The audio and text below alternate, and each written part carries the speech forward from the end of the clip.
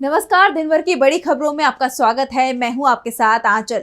आज इस बुलेटिन में बात होगी अग्निवीर पर छिड़े घमासान की, राहुल गांधी की मजदूरों से मुलाकात की, देखेंगे हेमंत सोरेन के शपथ ग्रहण को, राजस्थान सरकार में हुई बगावत को, जानेंगे हाथरस हादसे में घिरती योगी सरकार को, और बुलेटिन के आखिर में देखेंगे जाने माने कार्टूनिस्ट इरफान की किस खबर पर पड़ी तिरछी नजर।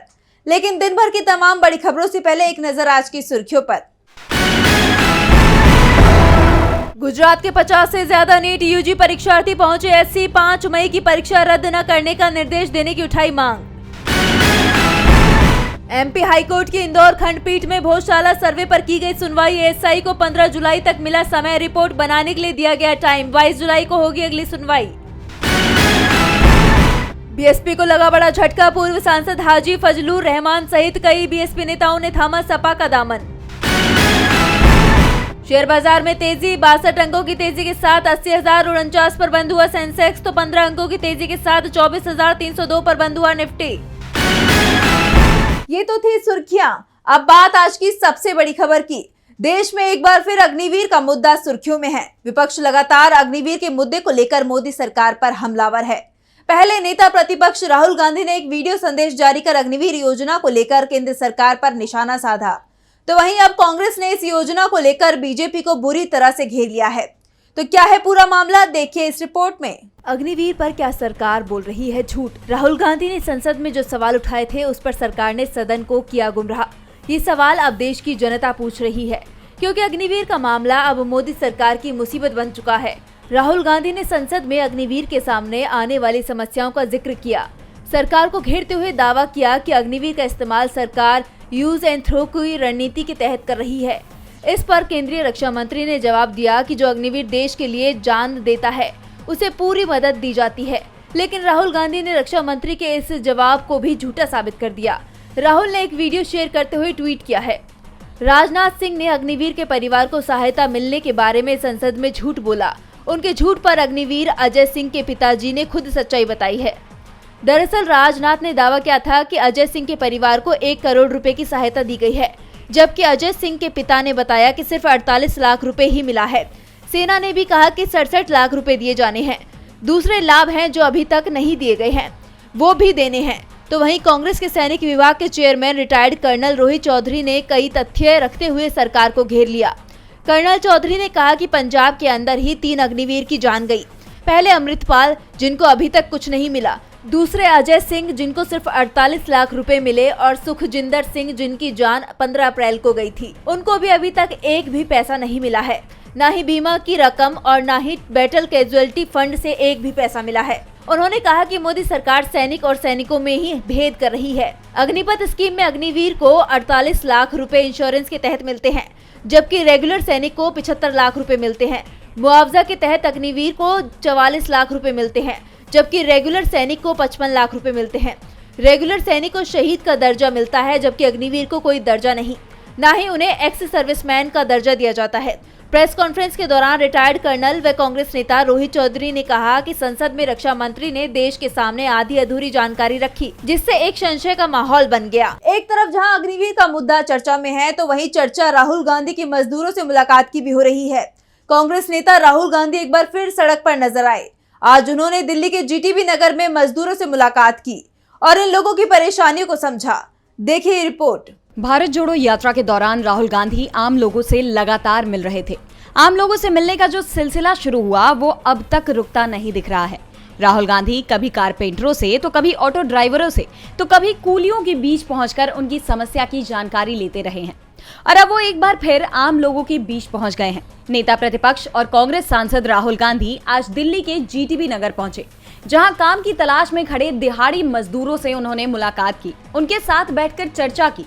राहुल गांधी ने कहा कि हाथ से काम करने वालों की आज हिंदुस्तान में कोई इज्जत नहीं है। ये मैंने पहले भी कहा था। आज जीटीबी नगर में काम की तलाश में रोज खड़े रहने वाले मजदूरों से मिलकर ये बात पुख्ता हो गई। महंगाई की मार में मामूली सी दिहाड़ी पर गुजारा और उसकी भी गारंटी नहीं। हिंदुस्तान के मजदूरों को, हाथ से काम करने वालों को उनका पूरा हक दिलाना है, सम्मान दिलाना है। ये मेरी जिंदगी का मिशन है। दरअसल जिन मजदूरों से राहुल गांधी मिले, उनके रोजगार का कोई ठिकाना नहीं है। जिस दिन काम मिल जाता है उस दिन का मुश्किल से गुजारा चल पाता है। और जिस दिन काम नहीं मिलता उस दिन जिंदगी काटना बेहद मुश्किल हो जाता है, क्योंकि महंगाई के आगे उन्हें मिलने वाली मजदूरी कम पड़ जाती है। इस मुलाकात को लेकर राहुल गांधी ने कहा, दरअसल चुनावों के समय भी राहुल गांधी लगातार असंगठित क्षेत्र में काम करने वाले मजदूर, किसान और दिहाड़ी मजदूरों की दशा सुधारने की बात करते रहे थे। कांग्रेस के घोषणा पत्र में भी इसे लेकर उन्होंने कई बड़ी गारंटियां दी थी। अगर कांग्रेस की सरकार बनती तो इन गारंटियों को लागू करने का काम भी शुरू हो जाता, लेकिन अब राहुल गांधी विपक्ष के नेता की हैसियत से सरकार पर दबाव बना रहे हैं। राहुल की मजदूरों से इस मुलाकात ने बीजेपी की धड़कनों को बढ़ा दिया है, तो वहीं झारखंड में भी बीजेपी की मुश्किलें बढ़ती हुई नजर आ रही हैं। झारखंड में एक बार फिर मुख्यमंत्री की कुर्सी में बदलाव हुआ है। आज ही हेमंत सोरेन की ताजपोशी हुई। हेमंत सोरेन ने गुरुवार को मुख्यमंत्री पद की शपथ ली। देखिए रिपोर्ट। हेमंत सोरेन ने एक बार फिर झारखंड की कमान संभाल ली है। राजभवन में झारखंड के राज्यपाल सीपी राधाकृष्णन ने हेमंत सोरेन को पद और गोपनीयता की शपथ दिलाई। हेमंत सोरेन ने अकेले ही शपथ ली है। 1-2 दिन में मंत्रियों को शपथ दिलाई जाएगी। हेमंत सोरेन के इस शपथ को इसलिए भी खास माना जा रहा है कि 31 जनवरी को जिस राजभवन से उनकी गिरफ्तारी हुई थी, उसी दिन उन्होंने सीएम पद से इस्तीफा दे दिया था और ठीक 156 दिन बाद दोबारा फिर से उन्होंने वही शपथ ली। हेमंत सोरेन इसे अपनी जीत और बीजेपी के षड्यंत्र की हार बता रहे हैं। हेमंत सोरेन को कथित भूमि घोटाले से जुड़े धन शोधन मामले में 28 जून को जमानत मिली थी। इसके बाद ये तय हो गया था कि जल्दी ही वो फिर से राज्य की कमान संभालेंगे। 3 जून को रांची में इंडिया गठबंधन के विधायक दल की बैठक में फैसला हुआ कि हेमंत को राज्य की कमान संभालनी चाहिए। उन्हें विधायक दल का नेता चुना गया। इसके बाद शाम में राज्यपाल से मिलकर चंपई सोरेन ने अपना इस्तीफा दे दिया। कुछ ही देर में हेमंत सोरेन ने राज्यपाल के सामने सरकार बनाने का दावा भी पेश कर दिया और अब वो राज्य के सीएम बन गए हैं। वहीं शपथ ग्रहण के बाद नए सीएम हेमंत सोरेन और पूर्व सीएम चंपई सोरेन दोनों के ही बयान सामने आए हैं। शपथ ग्रहण के बाद सीएम हेमंत सोरेन ने कहा कि राजनीतिक उतार चढ़ाव के बीच चंपई सोरेन ने सरकार को आगे बढ़ाया, क्योंकि मैं जेल में था। अब कोर्ट के आदेश से मैं बाहर आ पाया हूँ। पुनः अपने कार्यभार को संभालते हुए अब आगे के काम किए जाएंगे। वहीं राज्य के पूर्व सीएम चंपई सोरेन ने हेमंत सोरेन को नई सरकार के गठन के लिए बधाई दी। चंपई ने कहा कि हमें पूरी उम्मीद है कि हेमंत सोरेन राज्य के सभी कार्यों को पूरा करेंगे। झारखंड में चंपई सोरेन के इस्तीफे के बाद हेमंत सोरेन ने सरकार बना ली है, तो वहीं राजस्थान में बीजेपी कैबिनेट के मंत्री के इस्तीफे से बीजेपी को बड़ा झटका लगा है। राजस्थान बीजेपी में बगावत हो गई है। राज्य के कद्दावर नेता किरोड़ी लाल मीणा ने मंत्री पद से इस्तीफा दे दिया है। तो मीणा ने क्यों दिया इस्तीफा, देखिए इस रिपोर्ट में। राजस्थान की भजन लाल सरकार को बड़ा झटका लगा है। खबर है कि भजन लाल सरकार में कैबिनेट मंत्री किरोड़ी लाल मीणा ने इस्तीफा दे दिया है। सीएम भजन लाल ने मीणा का ये इस्तीफा स्वीकार भी कर लिया है। मीणा भजन लाल सरकार में कृषि मंत्री थे।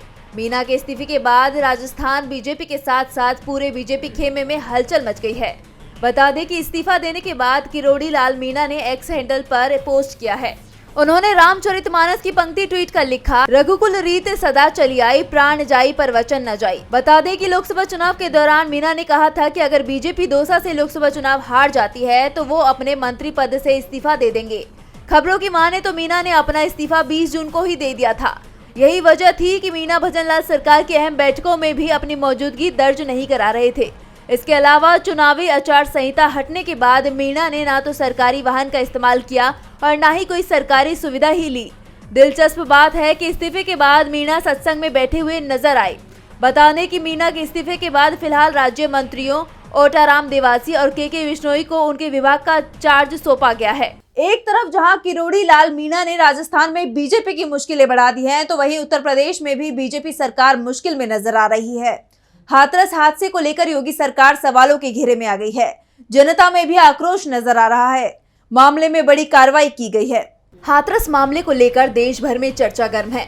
खुद को भगवान बताने वाले भोले बाबा के सत्संग में फैली अव्यवस्था के चलते 122 लोगों की जान चली गई थी।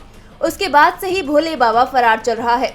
पुलिस उसकी तलाश कर रही है। वैसे ये सवाल भी उठ रहे हैं कि पुलिस अगर भोले बाबा को पकड़ भी लेती है तो क्या पूछताछ कर छोड़ देगी, क्योंकि अभी किसी भी एफआईआर में भोले बाबा का नाम नहीं है। वो अभी तक घटना को लेकर आरोपी तक नहीं बनाए गए हैं। पुलिस ने जो एफआईआर दर्ज की है वो आयोजकों के खिलाफ है। 6 लोगों को गिरफ्तार किया गया है। मुख्य आयोजक पर 1 लाख का इनाम भी घोषित कर दिया गया है। वहीं इस मामले को लेकर विपक्ष भी सरकार को घेरने में जुटा हुआ है। कांग्रेस सांसद और नेता विपक्ष राहुल गांधी हाथरस पीड़ितों से मिलने पहुंचेंगे, तो वहीं सपा प्रमुख अखिलेश यादव ने भी इस मामले में सरकार को जिम्मेदार ठहराया है। अखिलेश का कहना है कि सरकार अपनी जिम्मेदारियों से नहीं भाग सकती। बता दें कि इस मामले में अब सुप्रीम कोर्ट और इलाहाबाद हाई कोर्ट में जनहित याचिकाएं दाखिल की गई हैं। सुप्रीम कोर्ट की याचिका में रिटायर्ड जज की अध्यक्षता में 5 सदस्यों की एक्सपर्ट कमेटी द्वारा जांच की मांग की गई है, तो वहीं हाई कोर्ट में सीबीआई जांच और अधिकारियों पर सख्त एक्शन की मांग की गई है। बता दें कि 2 जुलाई को हाथरस के सत्संग की भीड़ में अचानक मची भगदड़ से कई लोगों की जान चली गई थी, जिसके बाद आयोजन स्थल की अव्यवस्था को लेकर सरकार पर कई सवाल खड़े हुए थे। एक तरफ जहां हाथरस हादसे को लेकर मोदी सरकार सवालों के घेरे में है, तो वहीं सवाल बिहार सरकार पर भी उठ रहे हैं। बिहार में एक के बाद एक पुल गिरने का सिलसिला जारी है। बिहार में अब पुलों और बांधों के गिरने की खबरें आम लगने लगी हैं। लगातार पुल गिरने की घटनाओं को लेकर नीतीश सरकार मुश्किल में नजर आ रही है। विपक्ष लगातार इस मामले में हमलावर है। देखिए रिपोर्ट। बिहार में लगातार गिर रहे पुलों की घटनाओं का मामला अब सुप्रीम कोर्ट तक पहुंच गया है। सुप्रीम कोर्ट में एक जनहित याचिका के जरिए बिहार सरकार को निर्देश देने की मांग की गई है कि राज्य में सभी मौजूदा और निर्माणाधीन पुलों की उच्च स्तरीय संरचनात्मक जांच कराई जाए और राज्य में पुल ढहने की घटनाओं को ध्यान में रखते हुए पुराने या कमजोर पुल या तो गिरा दिए जाएं या फिर उनका पुनर्निर्माण हो। याचिका में कहा गया है कि इन घटनाओं में कई लोगों की जान जा चुकी है और कई घायल भी हुए। भविष्य में सरकार की घोर लापरवाही, ठेकेदारों और एजेंसियों के भ्रष्ट गठजोड़ के कारण और भी घटनाएं हो सकती है। याचिकाकर्ता ने कहा कि ये बहुत चिंता की बात है कि बिहार जैसे बाढ़ प्रभावित राज्य में लगातार पुल गिर रहे हैं। इससे बड़े पैमाने पर बिहार के लोगों की जान दांव पर लगी हुई है। इससे लोगों को बचाने के लिए सुप्रीम कोर्ट के तत्काल हस्तक्षेप की आवश्यकता है। याचिका में बिहार के अररिया, सिवान, मधुबनी और किशनगढ़ जिलों में विभिन्न पुलों की ढहने की घटनाओं को उजागर किया गया है। इस पर बिहार के पूर्व उप मुख्यमंत्री तेजस्वी यादव ने ट्वीट कर कहा कि 18 जून से लेकर अभी तक 12 पुल ध्वस्त हो चुके हैं। प्रधानमंत्री नरेंद्र मोदी और मुख्यमंत्री नीतीश कुमार इन उपलब्धियों पर एकदम खामोश एवं निरुत्तर हैं। सोच रहे हैं कि इस मंगलकारी भ्रष्टाचार को जंगल राज में कैसे परिवर्तित करें। एनडीए मुश्किल में है, बीजेपी कमजोर हो रही है, तो इंडिया गठबंधन और कांग्रेस तेजी से मजबूत हो रहा है। लोकसभा चुनाव में कांग्रेस और इंडिया गठबंधन ने दक्षिण भारत की अधिकांश सीटों पर जीत हासिल की थी और अब दक्षिण के राज्य तेलंगाना से जो खबर आई है, उससे कांग्रेस को और मजबूती मिलती दिखाई दे रही है। देखिए रिपोर्ट। लोकसभा चुनाव के पहले से नेताओं का दल बदलने का सिलसिला जो शुरू हुआ था वो अब तक नहीं थमा। गुरुवार को बीआरएस सांसद के कांग्रेस में शामिल होने की खबर ने सनसनी मचा दी है। बीआरएस के राज्यसभा सांसद के केशव राव ने कांग्रेस सांसद राहुल गांधी और मुख्यमंत्री रेवंत रेड्डी की मौजूदगी में कांग्रेस की सदस्यता ले ली है। कांग्रेस अध्यक्ष मल्लिकार्जुन खड़गे ने उनका स्वागत किया है। कांग्रेस में शामिल होने के बाद के केशव राव ने सांसद पद से भी इस्तीफा दे दिया है। केशव राव का इस्तीफा बीआरएस के लिए बड़े झटके के रूप में देखा जा रहा है। पहले से ही बीआरएस तेलंगाना में कमजोर हो रही थी। पार्टी के कई नेता कांग्रेस में शामिल हो चुके हैं और अब इसमें केशव राव का भी नाम जुड़ गया है। केशव राव के इस्तीफे के साथ ही राज्यसभा की एक सीट खाली हो गई है, जिस पर अब उपचुनाव होंगे और ये तय है कि उपचुनाव में ये सीट कांग्रेस के हिस्से में ही आएगी, क्योंकि तेलंगाना में इस समय कांग्रेस की पूर्ण बहुमत वाली सरकार है। राज्य में बीआरएस तेजी से कमजोर हो रही है तो बीजेपी विधानसभा में बेहद कमजोर स्थिति में है। दावा ये किया जा रहा है कि बीआरएस के 1 दर्जन से ज्यादा विधायक और 2 सांसद कांग्रेस के संपर्क में हैं और कांग्रेस हाईकमान की हरी झंडी मिलते ही राज्य में बड़ा दलबदल हो सकता है। और बुलेटिन के आखिर में देखेंगे जाने माने कार्टूनिस्ट इरफान की किस खबर पर पड़ी तिरछी नजर। इस पर सरकार के दावों की पोल संसद में विपक्ष के नेता राहुल गांधी ने खोल कर रख दी है। देखना है कि क्या होता है। कहीं बहुत बहुत शुक्रिया इरफान जी। तो आज इस बुलेटिन में इतना ही। आप देखते रहिए डीबी लाइव। नमस्कार।